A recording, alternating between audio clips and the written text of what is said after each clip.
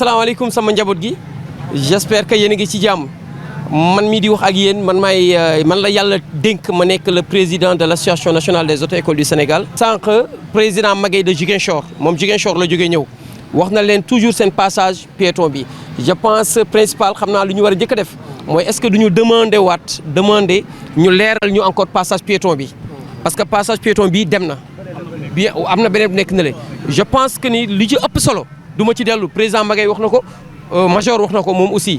kii major de l'armée la jógee fa ñëwaat nekk suñu biir ñu am trop ay xam-xam yoo xam ne suñu jàkkaarloog yéen tey dañ ci am bénéfice. mais man côté beneen ñoom bu ñu waxul laay ñëw mooy bien vrai que ni lépp ci sécurité routière la wax xam nga suñuy wax sécurité routière on parle pas de celui qui a l'âge par exemple d'obtenir un permis de conduire. est-ce que quelqu'un au Sénégal xam ngeen permis de conduire mooy permis lu ñuy wax poids léger permis B xam ngeen ku koy am ñaata at ngay am bu gën a ndaw ñaata 18 ans. mais am nañu amagul 18 ans donc mais quand on parle de secteur routier waxuñoo ki am 18 ans wala ko am 2 ans wala ko am 20 ans képp koo xam ni yaa ngi ci buntu kër képp kuy dox ci tali képp ñëpp li ñuy waxal. donc li ngeen war a njëkk def mooy soo leen demee ngeen kaas ko ci yaay ak ci papa bu ñu mënul yéeg Jakarta même bu ñuy yéeg bu leen nangu ñu leen di def 2 personnes ci kaw Jakarta voire 3 est-ce que xam ngeen yàlla nañu yàlla sutural mais yéeg benn sax erreur la rawatina nga yéeg ñaar. soo yéegee ci oto du am na kanam verre bi nekk ci kanam oto bi nu mu tudd verre bu mag boobu nekk ci kanam oto bi nga jàkkaarloo. pare-brise est-ce que xam ngeen njëriñam la xam ngeen bëri na njëriñ soleil bi dala ciy dimbale te aussi lépp lu ci am xëy na avant mu koy toj te toj pare-brise yombul xëy na mën na dikk sa kanam mais moto bi la mooy pare-brise am dara kon donc vous êtes exposé donc ni ñu ñaan yàlla ñu dem ci jàmm ñëwaat ci jàmm gaa moom mais li mu leen di ñaan bu leen nangu jamais di tegu 2 personnes ci kaw moto. bu leen nangu ne kii sama chéri bi xale la bàyyil ma teg ko ci diggante bi bañ leen loolu ne yaay jëlal ma su ma mënul ñàkk ba mënul ñàkk ma jël oto wala jël ci car yi nga xam ne principal wala am nañ fi di ñëw ci école nañu jël kenn mais bu leen jël ñaar. soo leen di jéggi wax nañ ci li am solo aussi foofu laay terminer ak yéen da ngeen di am tendance xale buy jéggi day jënd rek man lu ëpp na ñoo taxal leen xool rek daw bu leen daw kuy jéggi tali du daw. lu tax kuy jéggi tali du daw ban problème la mën a am lu tax ngeen di daw d'abord kuy jéggi tali lu tax muy daw lu tax loo leen xalaat ba daw pour bañ oto mbëkk la kon est-ce que bi ngay jéggi xool nga sa càmmooñ ak sa ndeyjoor parce que soo xoolee sa càmmooñ ak sa ndeyjoor est-ce que oto ñëw na balaa ngay jéggi déedéet ay temps yéenay njëkkanteeg oto nag ay temps yéenaan oto bi avant mu ñëw rek xaaral ma daw waaye mais quand on dit que ni waruñu daw suñuy jéggi xam ngeen lan la mooy problème bi lu tax ñu ne waruñu daw waruñu yàkkamti lu tax non soo dawee kay da ngay gaaw oto mën na laa bañ a mbëkk lu tax ñu la bul daw très bien chérie très bien non yow dama lay utal permis yow dégg nga lan la wax nee na mën nga daw daanu ci kaw tali bi mais bi ngay daanu ci kaw tali am na benn moto Jakarta ou bien benn oto bi ngi ñëw mën naa am gisuloo woon ou bien xelam nekkuloon ci yow bu leen jàpp ni képp kuy ñëw rek xelam mi ngi ci yow nit ki mën na ñëw fekk mi ngi si téléphone bi te duñ koy tere nit ki mën na ñëw fekk mi ngi doon xool leneen te duñ koy tere nit ki mën na ñëw fekk mi ngi xool message te gisuloo woon moo tax il faut être très prudent yéen aussi amal nañ leen ci buntu bi ay passage piéton ñëw leen bu si passage piéton bi bien vrai yéen a ko moom mais n'empêche que c'est pas parce que j'ai la priorité rek damay def bien vrai que nee nañu la priorité c'est l'importance accordée à une chose de faire passer en premier même boo waree njëkk jàll non teeyal c'est pas parce que maa moom de près damay jël lépp taxawal nga teg sa benn tànk xool sa gauche xool sa droite su amul dara mu leer nga doog a dem mais di leen jaajëfal parce que tey yéen taxaw bii ngeen taxaw léegi nag li ñu leen wax bu leen ko téye yéen rek de eggale leen ko kër ga eggale leen ko seen rakk yi eggale leen ko seen mag yi eggale leen ko papa eggale leen ko maman soo leen ñëwee ak classe aussi ngeen gis kenn kuy def loolu ne ko ah attention madame Wultide ak principal waxuñu woon lii de suñuy jéggi nu ñu def nii ak nii ak nii passage wax nañu feu tricolore yi ñoo ngi nii te feu tricolore yi fa la ñuy terminer mais li ñu leen mën a wax rek mooy di leen remercier yéen man tey damay jàpp ne yéen ñu responsable ngeen responsable mooy képp koo xam ne ñoo ngi lay defal li gën ci yow nga toog nga concentré wu nga déglu kooku responsable la ñun amuñu seen fay te incha allah dana nekk benn mbir boo xam ne dañu ci waxtaan ak principal dañu ci waxtaan ak madame Ouldi lépp lu ñuy defati muy lu baax di jëm ci secteur routier ñun dañ ci ñëw collaborer ak yéen aussi lépp li ngeen def loo xam ne mën nañ ci indi suñu tâche danañ ci ñëw indi suñu tâche donc madame. maa ngi tudd Magaye Gaye di moniteur agréé jógee ba Ziguinchor pour ñëw assister 72 heures ANAES si lañ nekk fan yëpp di ci liggéey pour xool naka la ñuy sensibiliser ak li fi xew Thiès. gis ne feuilles yi ñu ngi ñëw bees ñu bëri am na ñu ko xam am na ñu ko xamul mais aussi tamit pour aar leen waxtaan ak yéen ba nga xam ne kii lii nii day loraate lii day lore am bëri na ñu mu lor te bëgguñu ngeen bokk ci te yàlla buñ ci bokk bon léegi nag man li may wax pour ma mën leen ko wax comme ay élèves ngeen il faut ngeen xam lii mooy lan d'abord lii nii mooy lan c'est ça carrossable bi mooy lan moom la ñuy wax laa xam ngeen lan mooy route parce que dafa am moo yoo xam ne ngeen koy dégg mais dafa baax ngeen xam la mooy lan da ngeen di dégg route mooy lan mooy tali da ngeen di dégg chaussée da ngeen koy dégg chaussée mooy lan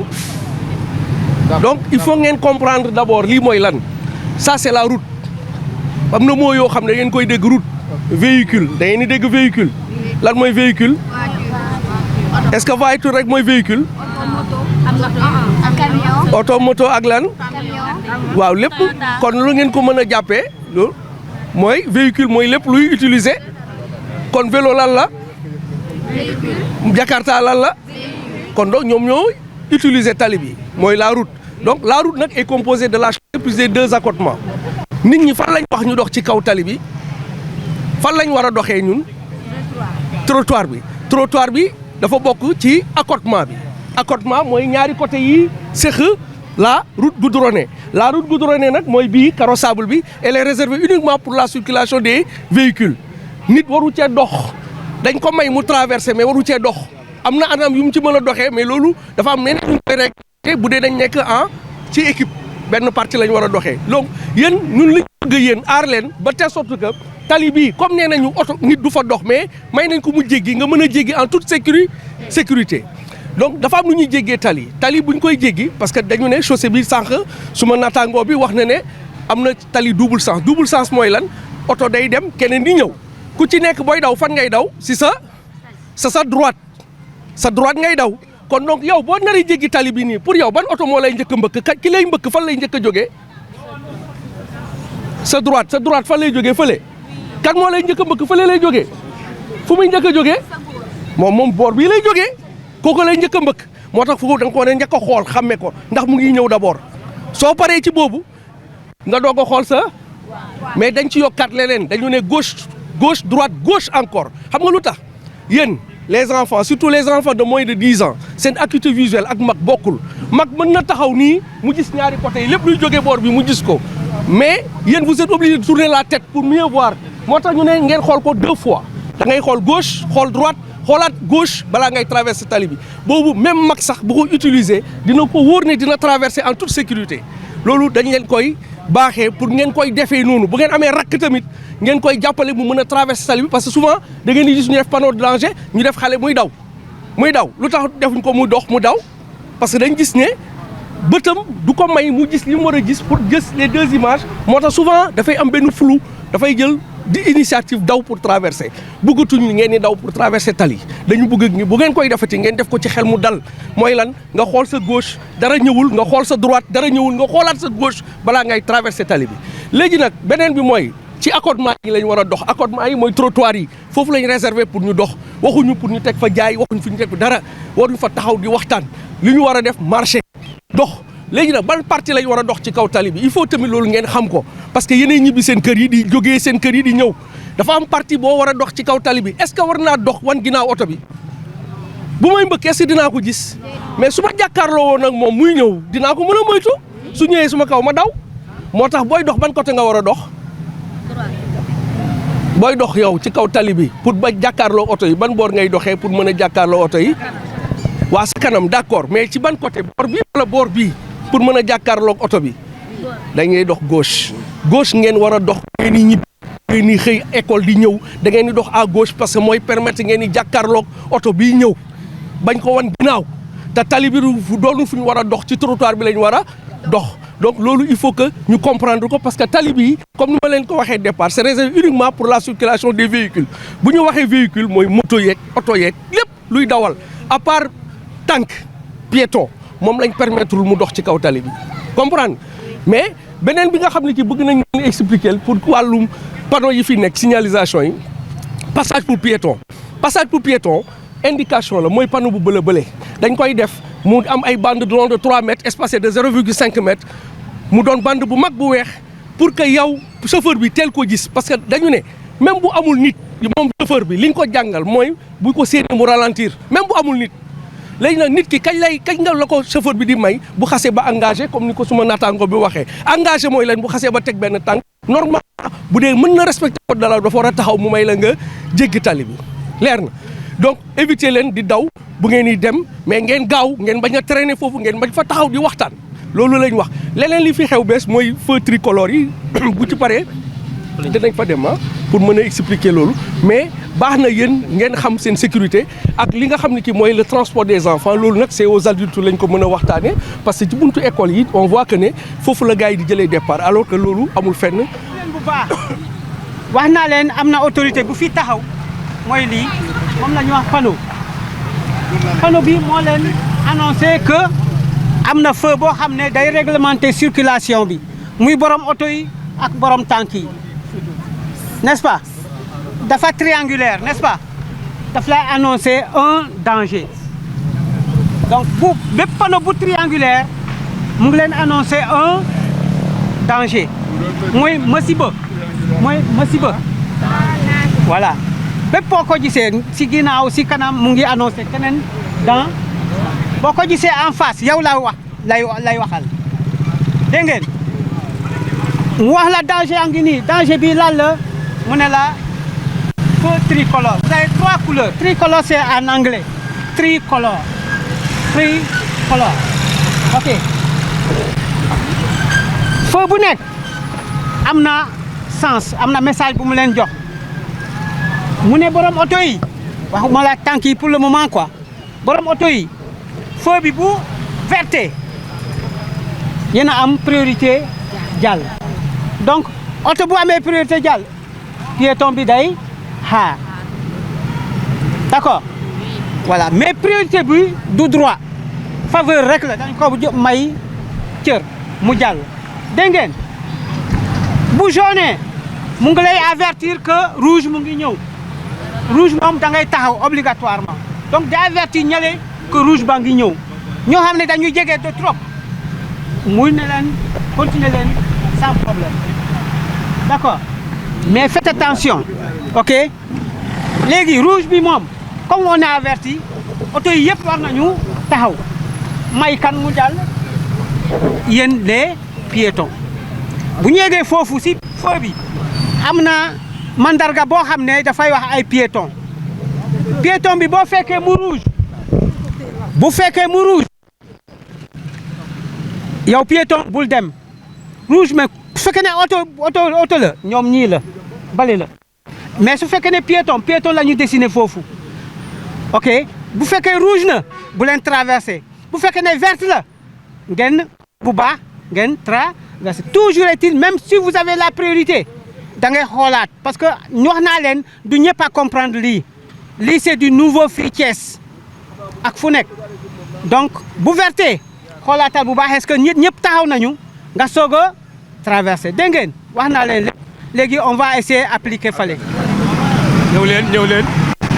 leen. ndànk. Avancez jusque là. donc toujours dañuy xool feu bi ndax verte na bu rouge ngeen taxaw dégg nga mais ngeen xam tamit feu yi nekk ci oto bi bu rouge dafay taxaw bu jaune dafay taxaw. C'est un plaisir que vous fassiez vos 72 heures à Thiès. Et sur les TDR, nous avons vu que toutes les régions sont ici représentées. Et nos élèves ont le bénéfice au moins de bénéficier de vos 72 heures, de la sensibilisation que vous allez faire pendant ces 72 heures.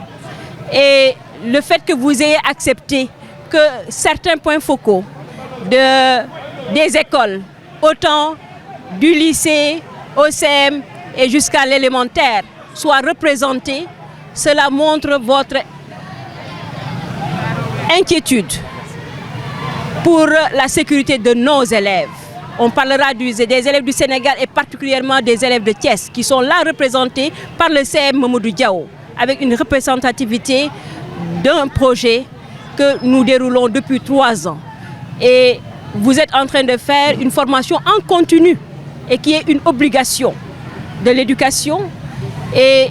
l'éducation même a décidé d'introduire la sécurité routière dans les curriculums. Donc dans la réforme curriculaire à venir, ils vont y introduire la sécurité routière. Et je pense que sans vous, vous qui êtes les artisans du code de la route, vous qui êtes les artisans de cette sécurité au niveau communautaire, et l'école fait partie de la communauté. Donc merci beaucoup à vous et j'espère que nous allons vraiment vous donner les problèmes qui sont à l'unanime au Sénégal et particulièrement à Thiès avec les points focaux que vous avez invités, y compris l'IF de Thiès-Ville, l'inspection de l'éducation et de la formation de Thiès-Ville, dont je représente, qui est Mamadou Alioune Diallo. Donc vraiment merci beaucoup à vous. Et j'espère que ces élèves-là en feront bon usage après les 72 heures. Merci beaucoup. Bonjour, aujourd'hui je suis très contente de vous avoir vu ici. Et aussi, j'aimerais vraiment que toutes les écoles qui sont dans la route puissent avoir les mêmes choses et les mêmes privilèges pour nous. Parce que c'est très bien de penser aux sécurités des élèves. Parce qu'il y a des enfants aussi qui traversent la route comme nous. Nous aussi on est des enfants, on doit regarder la route avant de traverser. Parce que c'est une question de sécurité. Mais on est très content de vous avoir reçu ici et d'être venu ici pour assurer notre sécurité et tout ça. Et on vous remercie. Ah, il faut l'applaudir. Ah là là là là.